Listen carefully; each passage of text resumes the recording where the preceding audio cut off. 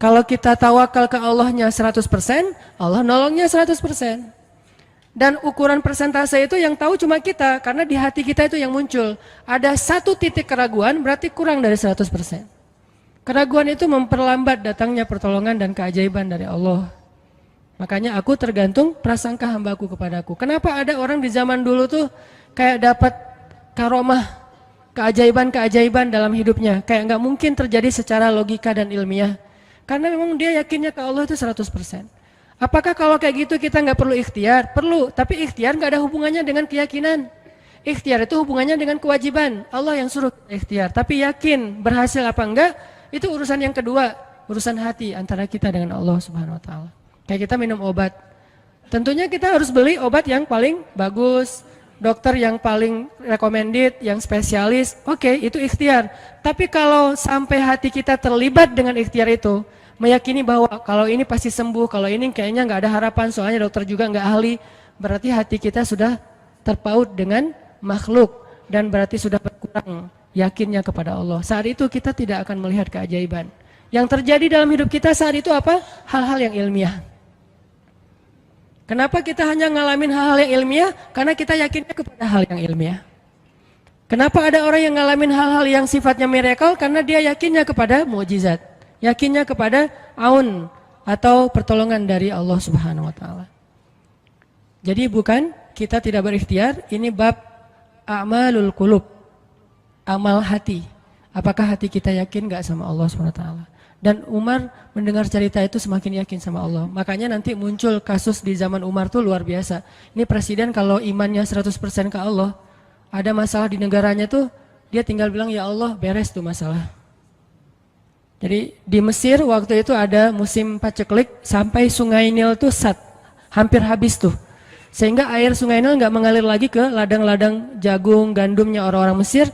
Dan orang Mesir yang dulunya menyembah anak sapi betina mulai syirik lagi nih. Mulai berpikir, kalau kayak gini mah sama aja. Setelah Islam datang kita tetap aja susah, paceklik. Mending kita doa lagi ke nenek moyang kita, dewa-dewa yang dulu. Gubernur Mesir yang namanya Amr bin As waktu itu ngirim surat kepada Umar ke Madinah. Ya Amirul Mukminin, Mesir sedang diuji oleh Allah dengan kekeringan dan masyarakatnya hampir syirik. Kami mohon bantuan dari pusat, dari Madinah untuk membantu bagaimana mengatasi kekeringan di Mesir. Begitu surat itu sampai ke Umar bin Khattab, Umar nulis balik surat dalam bentuk doa. Bismillahirrahmanirrahim.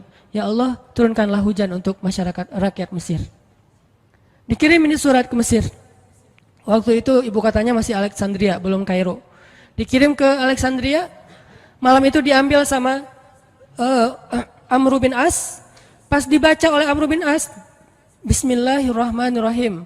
Ya Allah, berikan rakyat Mesir hujan yang mencukupi untuk mereka. Saat itu juga hujan turun. Sampai Sungai Nil meluap dan menggenangi ladang-ladang jagung dan gandumnya orang-orang Mesir. Dan mereka bertakbir semuanya. Cuman ngirim surat doang dari Amirul Mukminin. Kan enak ya? Coba kalau kita hidup di zaman Umar. Ya Amirul Mukminin, saya belum dapat jodoh. Ya Allah beri dia jodoh. Beres. Cepet banget loh. Ya Amirul Mukminin, dia nolak saya. Ya Allah terimalah. Terima. Yang kemarin nolak hari ini, kenapa ya saya jadi serak sama dia? Gara-gara doa Amirul Mukminin. Ini artinya teman-teman, keajaiban dari yakin kepada Allah itu luar biasa dari kisah Bapak tadi itu. Kalau kita berbaik sangka kepada Allah. Kenapa nggak ikhtiar? Mungkin sudah ikhtiar, bikin pengairan segala macam tapi belum berhasil. Yang kurang cuma satu, doa. Doa mungkin udah banyak tapi belum diijabah karena doa-doa mereka tidak seajaib doanya Umar bin Khattab. Belum lagi Umar berdiri di atas mimbar. Ini mungkin terkenal nih, kejadian dalam perang Qadisiyah kalau nggak salah. Umar lagi khutbah Jumat di Madinah. Kaum muslimin lagi berperang di Irak melawan pasukan Persia, perang Qadisiyah namanya. Irak Madinah itu kan kalau naik pesawat sekitar 2,5 jam, 3 jam, jauh tuh. Jakarta Medan lah, jauh. Nah, Umar lagi khutbah di atas mimbar, sholat Jumat, tiba-tiba tema khutbahnya tuh ganti gitu. Lagi ngomong tiba-tiba beralih tema. Wahai kaum muslimin, naiklah ke atas bukit itu, baliklah kalian mundur-mundur gitu. Jadi Umar tiba-tiba kayak ngomongin sesuatu yang gak nyambung. Orang-orang heran, ini Umar kenapa? Oh ya udah biarin, namanya juga Umar gitu kan. Dia punya Mungkin dia ngelihat setan atau apa, setan kan takut sama Umar. Diem.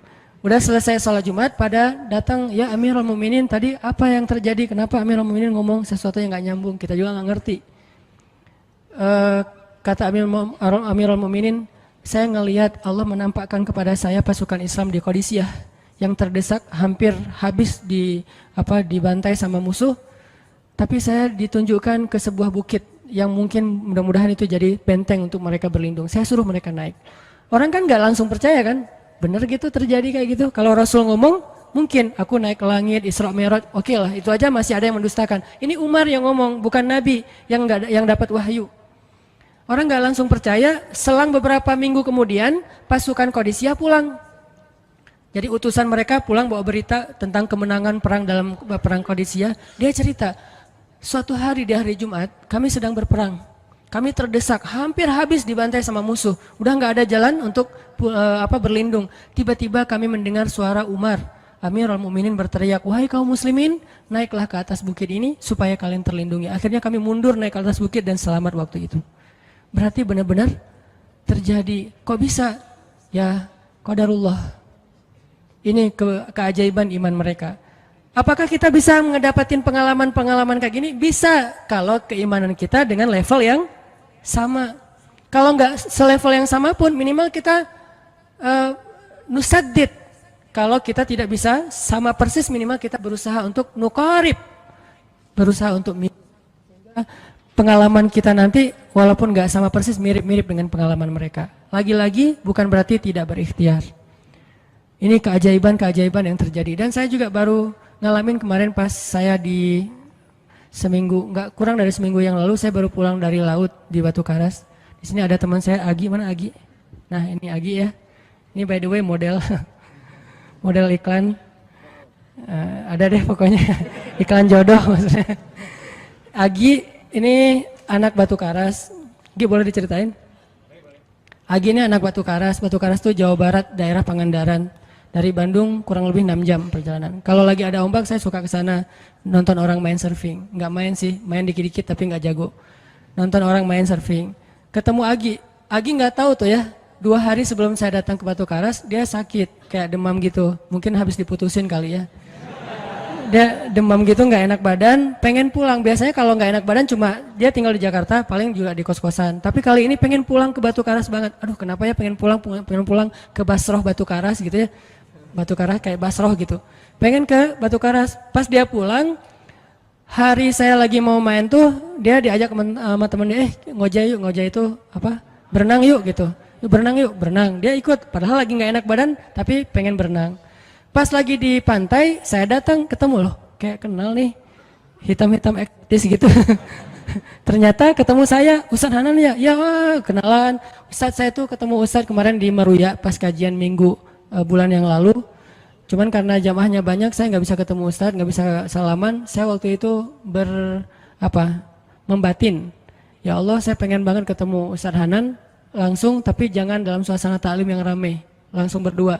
Mudah-mudahan terkabulkan. Akhirnya Agi banyak istighfar sebulan istighfar, akhirnya terjadilah yang tadi itu. Dia nggak enak badan, saya juga tiba-tiba ujuk-ujuk, kenapa ya saya pengen ke Batu Karas, kenapa ya pengen ke Batu Karas, ternyata di sana ada ombak, kan ada Agi.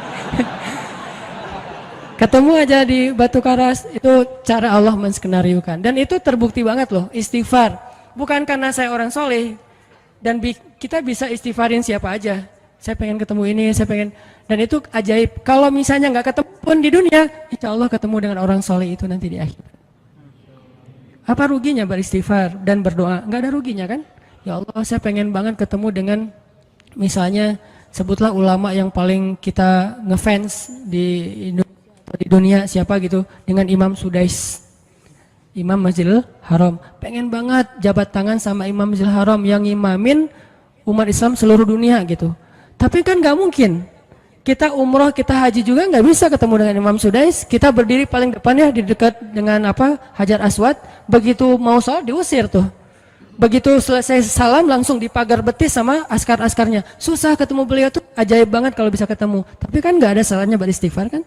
Astagfirullah, astagfirullah, ya Allah, Sudais, astagfirullah, astagfirullah, Sudais, astagfirullah. Terus aja gitu. Pengen ketemu Sudais. Tiba-tiba bisa aja sudah datang ke Indonesia, ada seminar apa, mungkin bisa ketemu yang paling logisnya. Atau kalaupun nggak ketemu di dunia, tiba-tiba bangkit dari kubur di sebelah kita. Siapa? Kan kamu sering manggil saya dulu, siapa? Sudais yang mana ya? Imam Masjidil Haram, Masya Allah Syekh gitu. Dan orang soleh nanti di akhirat, dialah yang salah satu akan menyelamatkan kita dari perjalanan yang sulit. Selain syafaat Rasulullah SAW. Jadi kalau disebut nama Nabi, kita spontan ya, Sallallahu Alaihi Wasallam. Kalau perlu bahkan kayak respect banget gitu. Kalau disebut nama Nabi langsung Sallallahu Alaihi Wasallam, karena luar biasa jasa Rasulullah. Yang jelas selain Rasulullah Sallallahu Alaihi Wasallam, nanti ulama-ulama orang-orang soleh juga bisa nolongin kita di akhirat. Jadi kalau kita doa, ya Allah pengen banget ketemu si Fulan, Syekh Fulan, Ustadz Fulan, Kiai Fulan. Kalau nggak ketemu pun di dunia, pasti ketemu di akhirat. Yang jelas harapan kita nggak mungkin Allah abaikan gitu aja, nggak mungkin. Pasti Allah kabulkan. Cuman Allah kadang-kadang menggunakan cara yang lebih baik daripada yang kita pernah bayangin. Ketemu beliau di dunia paling cuma selfie. Tapi kalau ketemu di akhirat, dibawa selamat di sirat yang panjang, lebih mending mana? Ketemu nih dengan seorang ulama, orang soleh yang kita ngefans banget nih. Pokoknya saya pengen banget selfie sama beliau, ya Allah. Apalagi kalau orang soleh itu followersnya banyak, misalnya ya. 1.100.000 sedikit itu mah, banyak model yang 17 juta, 19 juta. Pengen followersnya nambah kalau selfie sama beliau. Cuma nambah followers. Tapi kalau ketemunya di akhirat, nambah apa? Nambah derajat, naik level. Kita jadi selevel dengan masuk ke level beliau, padahal kita mah malahnya nggak selevel gitu. Kenapa? Karena dibawa sama beliau. Orang soleh itu kalau mau masuk surga, teman-teman nyari teman-teman yang mencintainya di dunia. Ya Allah, mana fulan, dia mencintai saya di dunia. Ya Allah, mana fulan, dia mencintai saya di dunia. Allah bilang, dia masih tuh di sidang, belum beres-beres, sudah sidang ke-30 misalnya. Kan sidang di dunia aja satu kasus berpuluh-puluh kali kan, gimana sidang akhirat lebih berat lagi tuh. Ya Allah, tolonglah dia, selamatkan dia, karena saya mencintainya selama di dunia karena engkau. Akhirnya orang-orang soleh pada balik lagi. Dari surga balik lagi ke padang mahsyar. Demi ngapain? Demi menyelamatkan orang-orang yang mencintai mereka semasa di dunia. Datang ke padang mahsyar, cari ke bagian informasi. Tolong dong yang namanya ini gitu, panggilin. Perhatian-perhatian, Hanan At-Taqi dipanggil sama Syekh siapa gitu. Saya dipanggil, datang aja. Mas, saya yang dipanggil, benar Hanan At-Taqi? Ya, mana coba buktinya? Aduh, saya lupa bawa kartu nama. KTP misalnya. Udah pasti tahu lah ya malaikat sama kita. Udah masuk aja, tuh ada yang nungguin di business lounge gitu. Jadi ada VIP lounge-nya gitu kan. Oh, saya boleh masuk VIP lounge-nya, masuk ke VIP lounge. Udah sampai di sana udah ada makanan segala macam, mereka lagi duduk. Kayak asa kenal nih, siapa ya? Dekat Hanan ya? Ya, wah kita sering ketemu dalam doa. Wah, akhirnya pelukan. Ada apa, Syekh? Yuk ikut saya ke surga, kan enak banget kan? Terus sidang saya gimana? Udah beres, diberes sama teman-teman saya di sana. Saya banyak teman di dalam gitu. Saya banyak. Beres kan? Di dunia aja bisa gitu, masa di akhirat gak bisa? Tapi dengan seizin Allah dan Allah ridho dengan kebaikan-kebaikan itu. Jadi nggak ada sia-sianya juga kita. Kan dulu saya pernah cerita yang Imam Ahmad bin Hambal kan, yang pengen banget ke Basrah, dan itu ternyata terjadi juga sama Agi. Dan terjadi juga sama salah seorang driver ojek online di Bandung. Baru 2 bulan yang lalu kejadiannya.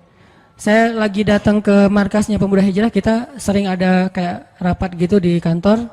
Markas kita namanya Masjid Al-Latif di dekat Gedung Sate. Datang dari pagi rapat sampai sore. Dan saya pakai baju baju main biasa, bukan pakai baju taklim. Sebetulnya sama aja sih. Nah, waktu itu sholat zuhur di Masjid Al-Latif, saya ngimamin sama asar. Habis asar pulang, karena nggak nyetir sendiri, saya pakai online, saya order nih. Order, pakai ojek, ada yang ngambil. Drivernya ngambil, datang jemput, pulang. Kemana? Ke Cimahi, pulang. Di tengah jalan dia nanya, Mas sering sholat di Masjid Al-Latif itu ya? Saya bilang, ya lumayan, saya bilang. Iya itu masjid rame banget, anak-anak muda pada numplak di situ taklim. Siapa sih itu, ada imam muda, bagus suaranya gitu. Ntar jangan GR dulu. Muzammil, oh iya Muzammil, ya bagus tuh. Tadi udah GR, ternyata salah. Oh Muzamil, benar-benar Muzamil tuh suaranya bagus banget ya, anak ITB kan? Ya anak ITB ya. Kalau Mas di situ sering ngimamin juga? Ya sesekali sih saya bilang. Dia mulai curiga gitu. Suka ikut talim juga di sana? Ya kadang-kadang saya bilang. Kenal sama Muzamil? Ya lumayan, padahal murid sendiri kan. Lumayan saya bilang. Oh Mas kayak nggak asing nih. Mas tadi ngimamin sholat zuhur bukan? Ya saya bilang. Mulai curiga kan dia. Mas namanya siapa sih Mas? Hanan saya bilang. Hanan? Hanan yang mana nih? Ya.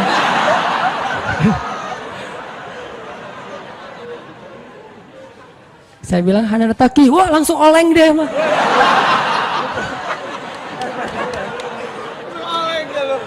Oh Mas biasa aja Mas biasa aja gitu. Ini benar Ustaz Hanan Taki, benar. Masya Allah, ya Allah, udah gitu kayak terharu gitu, heboh, semua orang pada ngelihat lampu merah lah gitu ya, pada ngelihat semuanya. Saya langsung pakai masker, gitu. Ustadz tahu nggak Ustadz, saya sebulan ini istighfar terus habis dengerin cerita Imam Ahmad bin Hambal yang ke Basrah, saya istighfar, ya Allah pengen banget ketemu Ustadz Hanan, tapi jangan ditaklim berdua, jadi bisa curhat-curhatan gitu. Ternyata Allah bikin skenario, saya order ojek online, dia ngambil, jadi ngobrol di jalan sampai ke rumah, akhirnya bertamu nggak pulang-pulang. Wah ini luar biasa cara Allah. Dan wallahi teman-teman, dan itu terjadi. Jadi udah 2 kasus nih yang saya alamin ya. Satu lagi yang ojek online tadi, dan dua-duanya hajatnya sebulan Allah kabulkan.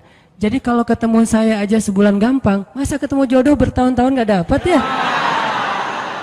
Gimana nih? Istighfarnya gimana nih? Ini terutama buat cewek-cewek nih. Kalau cewek-cewek kan gak bisa nyari, masa cewek kepo gitu kan gak mungkin. Pura-pura follow, nge-like, kok dia nge-like terus yang first like lah gitu. Gak mungkin kan? Cewek kan agak-agak jaim. Ya udah istighfar aja deh. Banyak-banyak istighfar. Tiba-tiba ada yang kesandung jatuh di depan cewek, HP-nya jatuh, dia pergi, HP-nya nomornya nggak penting sih ceritanya, pokoknya ada jalan dari Allah yang kita nggak ngerti nih, yang jelas bisa, kita tinggal yakin aja sama Allah, istighfar, Allah yang kasih jalan. Walladzina jahadu fina lanahdiyannahum subulana.